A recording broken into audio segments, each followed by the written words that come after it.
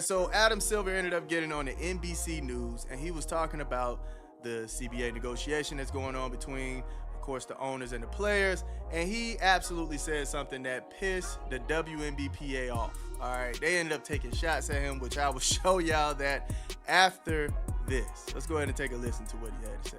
The WNBA just hit the self-destruct button, and it all started with one interview that nobody saw coming. Adam Silver went on NBC News thinking he was just doing another boring commissioner chat about collective bargaining agreements. Instead, he dropped a nuclear bomb that has the entire women's basketball world losing their minds and threatening to cancel the 2026 season entirely. Here's what happened. Silver was talking about the ongoing negotiations between team owners and players when he said something that made the WNBPA completely lose it. He told NBC that looking at revenue shares isn't the right approach because there's so much more money in the NBA. I think share isn't the right way to look at it because there's so much more revenue in the NBA. I think you should look at it in absolute numbers in terms of what they're making, and they are going to get a big increase in this cycle of collective bargaining, and they deserve it. So the main part that I want us to pay attention to is this first part, okay? It's really quick. This clip was really quick, but we need to pay attention to what he said right here. NBA? Yes, I mean, I think share isn't the right way to look at it. Sounds innocent enough, right? Wrong. That one sentence just revealed the league's entire strategy and basically told players they'll never get what they're demanding. But here's where it gets absolutely wild. The WNBPA immediately fired back with an Instagram story that said, "Don't want to share Adam Silver," with a question mark. They're literally calling out the NBA commissioner on social media over contract negotiations. This isn't just unprofessional behavior anymore. This is straight up declaring war. The players want a revenue split similar to what NBA players get, which is around 50% of total league revenue. That sounds fair on the surface until you actually run the numbers and realize why Silver is basically laughing at their demands. And by the way, it's not even the owners, it's the players. So the players get 50% of the money. Where does the rest of the money go? And this is revenue, not profit, not 50% of profits. They want 50% of revenue. So the WNBA costs, let's just make the maths easy. Let's just say it costs $100 million to run the WNBA. It doesn't, it costs way more. The WNBA operates on completely different financial principles than the NBA, and the players either don't understand this or they're deliberately ignoring reality. Let's take a moment to break down the math that's driving everyone crazy. If the WNBA brings in $100 million in revenue and costs $100 million to operate, giving players $50 million means every single owner loses money on every dollar that comes through the door. No business person on earth accepts a deal that guarantees financial losses. It's not about being greedy or unfair to women's sports. It's basic economics. Silver's strategy is actually genius when you think about it. He's offering massive salary increases without touching the percentage split that would bankrupt the league. The maximum salary jumps from $200,000 to $850,000. The minimum salary goes over $300,000. These are huge improvements that would make players significantly more money without destroying the business model. You have players that are in high positions that benefit from the league not existing. There are players that benefit from the league not existing. And by the way, we know these players that are in the PA have basically diplomatic immunity from getting fired. If Unrivaled goes 5v5, they're going to make a little more money.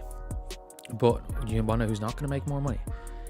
The 60. Not only that, but Silver knows something the players don't want to admit. Even with Caitlin Clark's incredible rookie season, bringing unprecedented attention to women's basketball, one superstar can't fix fundamental structural problems. The ratings went up, merchandise sales increased, and playoff viewership hit new records. But none of that generated enough revenue to support the financial demands players are making. The WNBPA's response shows they're negotiating with emotion instead of strategy, and that's exactly how you lose everything. While owners are analyzing spreadsheets and business projections, the players' union is posting angry Instagram stories and making public statements that hurt their own bargaining position. Listen closely to what he said here. We got to dial in right here. He's speaking really fast. Let's listen to this next part.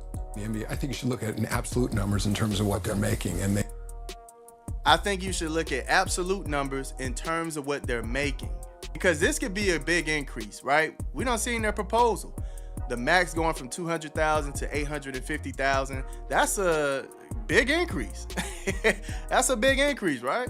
Here's the brutal truth nobody wants to talk about. The financial demands players are making would literally destroy the WNBA overnight, and the math proves it beyond any doubt. When you actually break down the numbers, the revenue split they're demanding becomes completely impossible under the current business structure. The WNBA costs way more than $100 million to run annually when you factor in all the hidden expenses. Player salaries, coaching staff, travel costs, arena rentals, marketing, broadcast production, referee fees, and dozens of other operational costs add up fast. I cannot believe that we are seeing this type of thing. And look, I think the players should make a lot more money. I think apparently somebody like who knows the WNBA finance really well is like, even if the players got 80% of their merch, and they got like a percentage of ticket revenue, which they actually get none of right now, but it's like, even if you give them 80% of their merch, apparently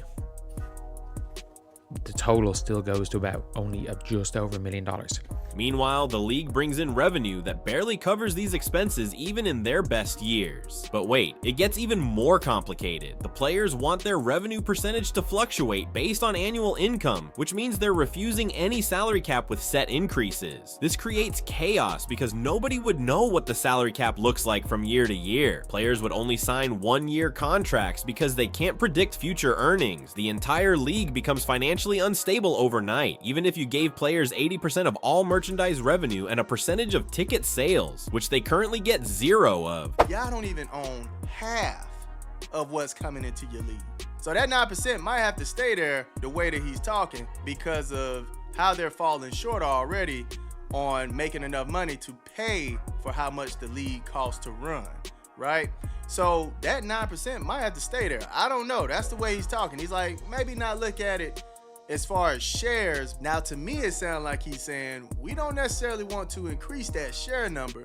We're just going to get a little bit more efficient here and there within the business already. The total increase would only amount to about $1 million more across the entire league. That's not even enough to significantly impact individual salaries when divided among all players. The owners aren't being unreasonable here. They're offering to increase the maximum salary by over 400% and boost minimum salaries substantially. These are real improvements that put serious money in players' pockets without requiring fundamental changes to the business model that would bankrupt teams. Let's dig deeper into why this revenue split is impossible. The NBA owns 100% of their revenue streams. They control ticket sales, merchandise, broadcast deals, sponsorships, and everything else that generates income. The WNBA operates under a completely different structure where multiple parties have ownership stakes in revenue streams. Third-party investors hold significant portions of WNBA revenue. The NBA itself provides financial backing that keeps teams afloat. Corporate sponsors have negotiated deals that give them revenue percentages. When players demand 50% of total revenue, they're asking for money that's already been promised to other stakeholders who invested in keeping the league operational. Not only that, but many WNBA teams are actually minority owners in their own league due to these complex financial arrangements. The ownership structure resembles a complicated web where changing one percentage means adjusting multiple other agreements simultaneously. Adam Silver understands this reality, which is why he's pushing absolute dollar increases instead of percentage splits. The league can find operational efficiencies, reduce certain expenses, and negotiate better deals to put more money in players' pockets. But they cannot restructure fundamental ownership agreements without destroying existing contracts and partnerships. Here's what makes this situation even more frustrating. The players are essentially demanding something that doesn't exist within the current framework. It's equivalent to asking for 50% of revenue from a company where 60% is already owned by investors and creditors. The math simply doesn't work, regardless of how unfair it might seem from a player perspective.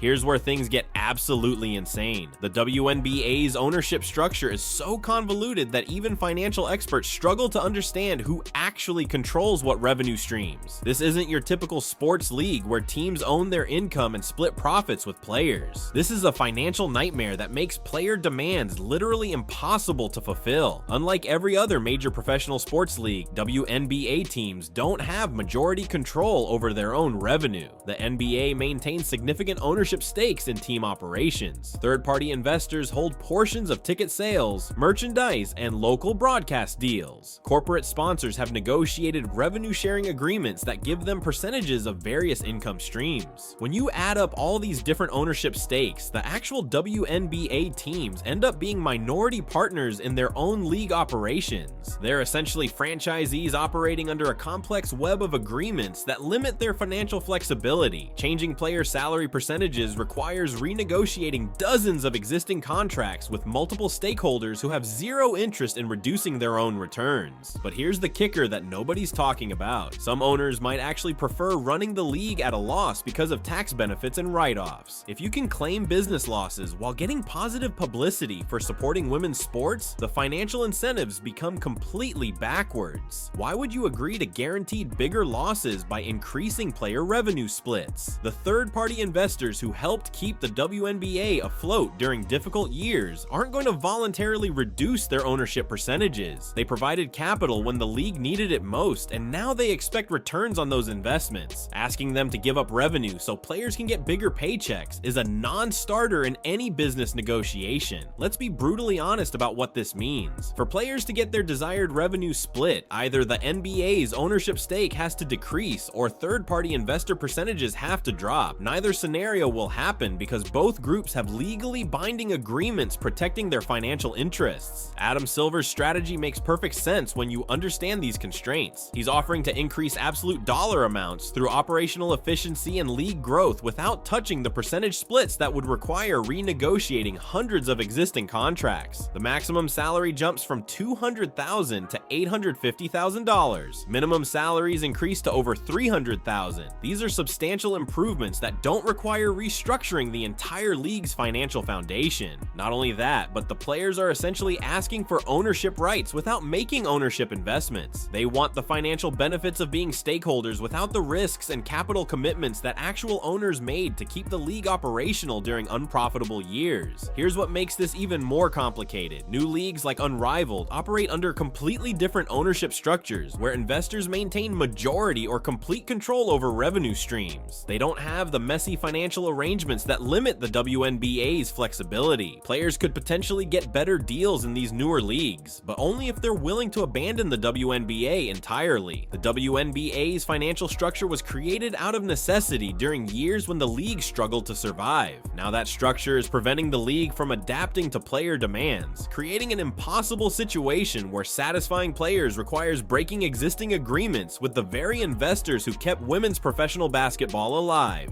But here's where this whole situation gets absolutely ridiculous. The WNBPA has shown zero professionalism throughout these negotiations, and their behavior is actually hurting their own bargaining position. We're talking about an organization that's supposed to represent player interests, but they're acting like teenagers having social media meltdowns instead of professional negotiators. Let's talk about the receipts because this stuff is documented and undeniable. The WNBPA literally leaked their own awards ceremony details out of pure spite toward Caitlin Clark. Think about how insane that is. They sabotaged their own event because they were mad about one player getting too much attention. This is the same organization that's now demanding 50% of league revenue and claiming they deserve to be treated as equal business partners. Not only that, but they demanded the WNBA launch official investigations into incidents that never actually happened. They called out teams for not being punished for infractions that didn't exist, when the league couldn't find evidence of wrongdoing because there wasn't any. The WNBPA doubled down instead of admitting their mistake. The social media behavior alone disqualifies them from serious business negotiations. They've posted Instagram stories calling out Adam Silver by name. They've made public statements that contradict their private negotiation positions. They've been bullied into deleting posts by their own members when other players disagreed with union leadership decisions. Here's the twist that makes everything even more disturbing. Some players in WNBPA leadership positions actually benefit if the WNBA completely shuts down. If Unrivaled expands to 5-on-5 basketball, certain star players would make more money in that league than they ever could in the WNBA. But you know who gets completely screwed? The 60 to 70 players on minimum contracts who lose everything if the league collapses. This creates a massive conflict of interest, where union leaders might be pushing for demands they know are impossible because they have backup plans that benefit them personally. Meanwhile, the majority of players who depend on WNBA salaries to make a living get thrown under the bus when negotiations fail. Let's take a moment to understand the psychology here. When you're negotiating from emotion instead of strategy, you lose every single time. The owners are analyzing spreadsheets, reviewing financial projections, and making calculated business decisions. The players' union is posting angry social media content and making public statements that reveal their negotiation strategy to the opposition. Professional sports negotiations require discipline, strategy, and understanding of business realities. The WNBPA has demonstrated none of these qualities. They've burned bridges with league officials, created public relations disasters, and shown they can't maintain confidentiality during sensitive negotiations. But wait, there's more. The timing of their unprofessional behavior couldn't be worse. The WNBA just had its most successful season ever thanks to Caitlin Clark's incredible rookie year. Ratings increased, merchandise sales went up, and playoff viewership hit record numbers. This should have been the perfect moment to negotiate from a position of strength. Instead, the WNBPA is throwing away all that momentum with childish behavior and impossible demands. They're proving to owners that they can't be trusted as business partners, which makes any future negotiations even more difficult.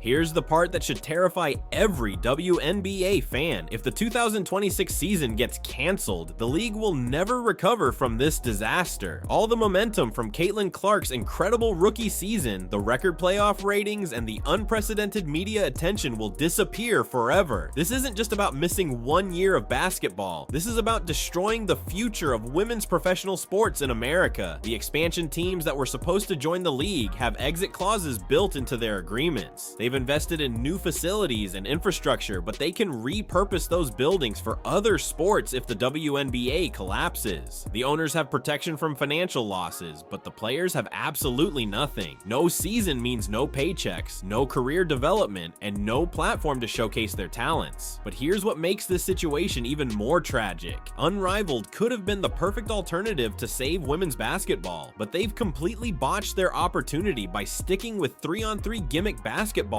instead of real 5-on-5 games. They could have added 24 more players and created 10-player teams playing actual basketball. Instead, they're so obsessed with their novelty format that they've limited their own growth potential. If Unrivaled was 5-on-5 basketball, Caitlin Clark would probably play. A'ja Wilson would probably join during a lockout. The best players in the world would have a legitimate alternative that offers better financial structures and cleaner ownership arrangements. But nobody wants to play 3-on-3 basketball when their careers are built on the real game. Let's be crystal clear about what's at stake here. Caitlin Clark brought more attention to women's basketball than any player in history. Her college career generated massive television audiences. Her WNBA rookie season broke attendance records and created new fans across the country. Her playoff performances proved that women's basketball can compete for mainstream sports attention. All of that progress gets thrown away if there's no 2026 season. The casual fans who started watching because of Clark's incredible performances won't stick around for 3 years waiting for the league to restart. The corporate sponsors who increase their investments will move their money to other sports. The television networks that improve their coverage will focus on more reliable programming. Not only that, but the players are shooting themselves in the foot with demands that ignore business reality. They're treating this like a fairness issue when it's actually a math problem. The revenue they're demanding simply doesn't exist within the current structure, and destroying the league won't create more money for anyone. Here's the most frustrating part of this entire mess. The WNBA was finally gaining legitimate cultural relevance. Social media highlights were going viral. Young girls were buying jerseys and attending games. Sports analysts were covering women's basketball with the same intensity as men's sports. The league was building something sustainable that could have grown for decades, but the WNBPA's unrealistic demands and unprofessional behavior are about to destroy everything that players and fans have worked to build over the past 27 years. They're choosing ideology over pragmatism, and it's going to cost everyone their jobs and dreams. The deadline is approaching fast, and both sides are completely dug in on positions that make compromise impossible. The math doesn't support player demands, but the players refuse to accept mathematical reality. If you're enjoying this breakdown of how the WNBA is destroying itself and want to see more analysis of sports business disasters, smash that subscribe button and hit the notification bell so you don't miss future content.